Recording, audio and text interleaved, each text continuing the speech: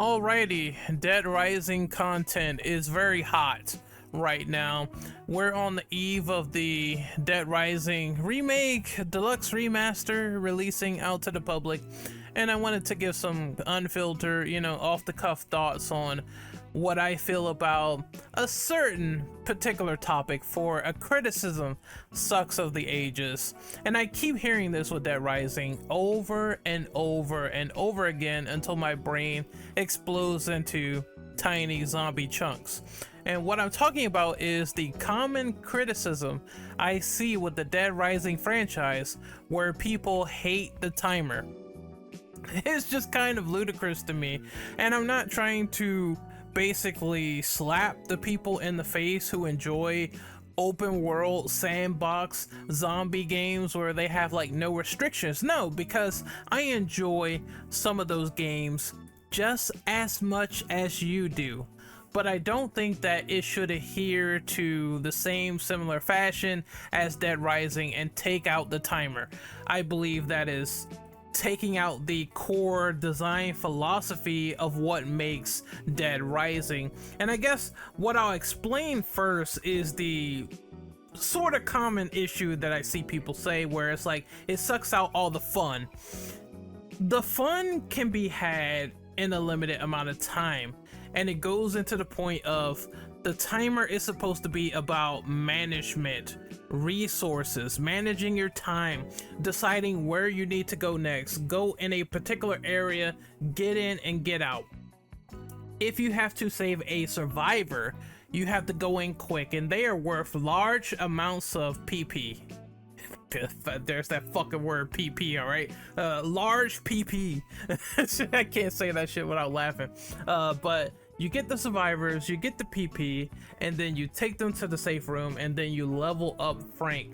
Now, in that process of your first playthrough, you're probably not gonna be able to save everyone. You save everyone you can, you get leveled up, and then you go into the next playthrough, and then you're ready to save either more people, do tasks that you haven't done already, because I'm sure you're enjoying the story, the cases, everything involved with that.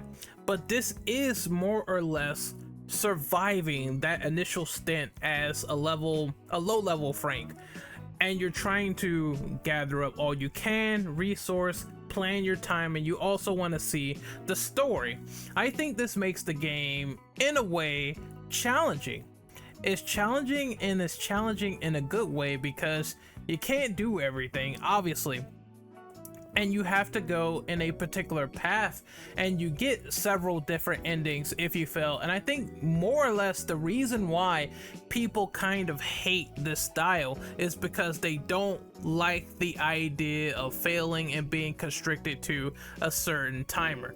And it's like, in ways I do kind of understand what they're trying to say, but in other ways, if you take out the elements, if you strip Dead Rising from the timer, what do you have? You have a more kind of dull open world sandbox beat 'em up where it's not the same level of urgency that you had before compared to when the timer was on. You're gonna want that thing on, and you're gonna want to challenge yourself and go in a certain direction, go here, and if you do fail, it's okay, because the game caters itself to unlocking differing endings. If you fail the cases, then the military still comes in and everything will change and go differently. But ideally speaking, people want to get to overtime, have the extra day, and then get to the main ending. And that gives you incentive. Like, the game is continuing after a big cliffhanger from what I assume is you getting close to ending A, and then you get close to ending S, and it continues an extra day into overtime. And overtime, like, a lot of crazy shit happens. You see the military finally raid in, and you have to deal with them, and all the zombies are like almost dead. Or you see these super gas zombies in Dead Rising 2, and stuff starts to change and be a little bit more dynamic to suit what is going on. You got a crazier situation on your hands. You're gonna want to see that. It feels like an extra level. And that's what I love about the timing system. timing system and the overtime, getting the real ending, and it feels like you've achieved something by doing that. It feels like you achieved something extra as opposed to getting your routine ordinary ending where you get picked up and that's it. And that's what I love about Dead Rising. The timer makes you want to explore whether you win or whether you lose, and that's the main objective that is so important that people tend to forget. You're gonna want to complete your objectives in an expedient time in order to beat certain bosses or people or whatever. And I fucked up on my previous run. I'm trying to go and I'm trying to fight the weird priest guy in the theater with the True Eye cult, and I'm running out of time. I go in, I kill him, I save the survivors, I get a massive amount, I get my large PP there, all right, straight and narrow and centered. That's fucking suspect as I said that, but I grab everyone, I go, I get my magazines, I go, and if I make it back to the safe house, and that's a big if I make it back to the safe house in one piece, then I've achieved something where I'm like, I get a massive point boost, I continue the case, or if I don't, I fail and I have to either redo it or some factors are involved, and it makes me want to do better. It makes me want to either incentivize and say, hey, if that survivor died along the way, that sucks. Can I redo that part if necessary? Or should I leave some people behind and continue on, or get at least 1 or 2 of them in the safe room if I'm escorting like 6 people? It makes you really think and ponder once again, and success or failure will depend on your actions and how the actions of obviously the environment is going to factor into this survival. And it feels really good to escort all your survivors back into the safe room and have time to spare. And I think people kind of forget that philosophy in between with wanting the game to be way too easy.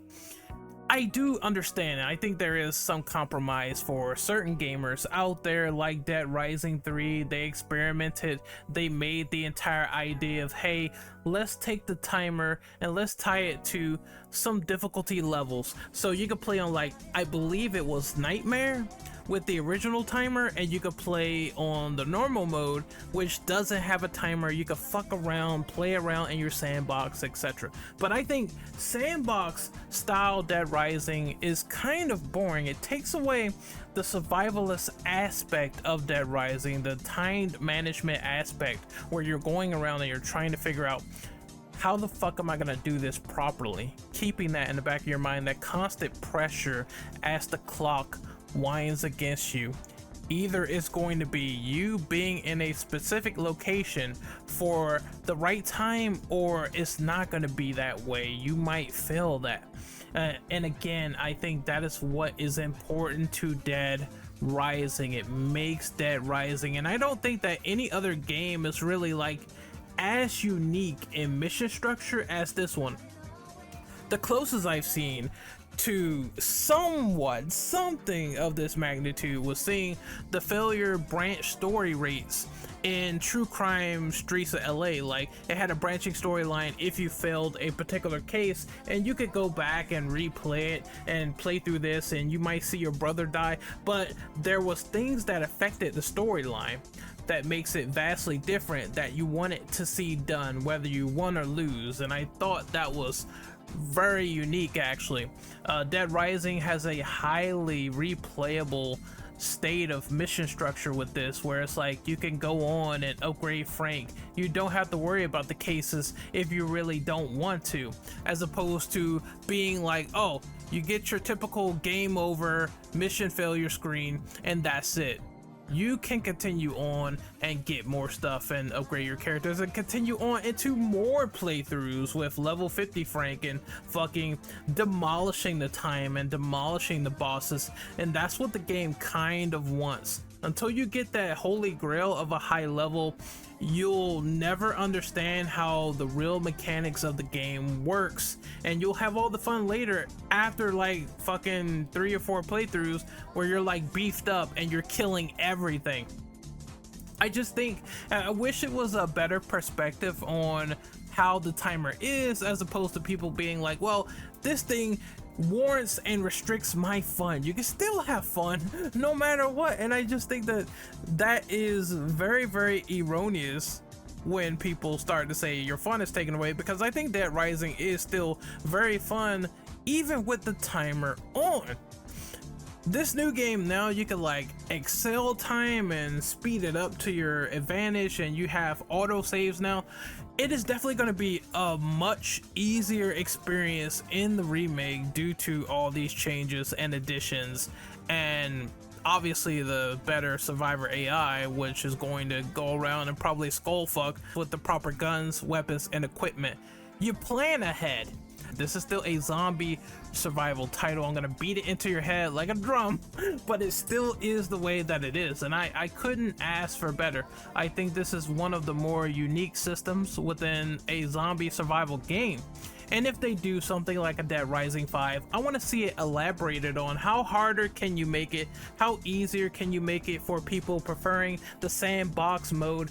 There's plenty of opportunities to be had with this, but I want them to enhance that core and try to make this a case-based system where you continue on and you kick ass and you just see your progress of how you're doing with your actions, your management, your weapons, what you can scavenge for. And I want to see more and more of that. Hell, if a game like copied this, if a video game copied what Dead Rising did, I would still be happy nonetheless. And I'm pretty sure games have. This was a very unique 2006 title. And I guess one way to go about it is that it kind of is sacrificial in a way. I want to quote this user from the Steam forum post that kind of criticized the idea that the timer is not fun, and his name is Vidal. He says, and I quote, "The time limit is the most awesome thing about Dead Rising. The world doesn't spin around you. Stuff is happening whether or not you are there to see it or not. You're not supposed to do all these side things and explore and do the main story in one playthrough. You're supposed to make a choice.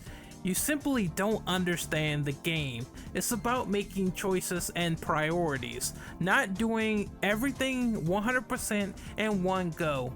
You are in the mall for 3 days. Do what you will. You don't have time to do everything. It's as simple as that. Play once and focus on the main story. And you're making your choice that way by playing the main story. Maybe picking up 1 or 2 survivors, but you're playing the main cases. Then you play a second time and focus on anything else. Saving survivors, upgrading your PP points. There's that fucking word again. Grabbing secrets, doing things, having a good time. Alright? You rescue a few survivors, you fight the bosses, and you explore. Not only that, if we're mentioning the idea that there are certain events that you can't see on your first go and you want to go back and see how things played out differently, it makes the game feel a lot more dynamic that way. Dynamic events where it has a limited time before it appears and goes away forever. And another user says, like, once you leveled up a few times and you know where to get stuff, you actually have more than enough time to do everything. I've been doing the Saint run and I find myself waiting a few minutes every time I leave to go to the hideout. So there is ways to make a choice, make sacrifices, move around, understand the map. You're not gonna get everything the first time, but you're learning the first time, and that first time carries on into the second time, third time, fourth time, and then you are a master zombie genocider by that point. And that's the point of the game.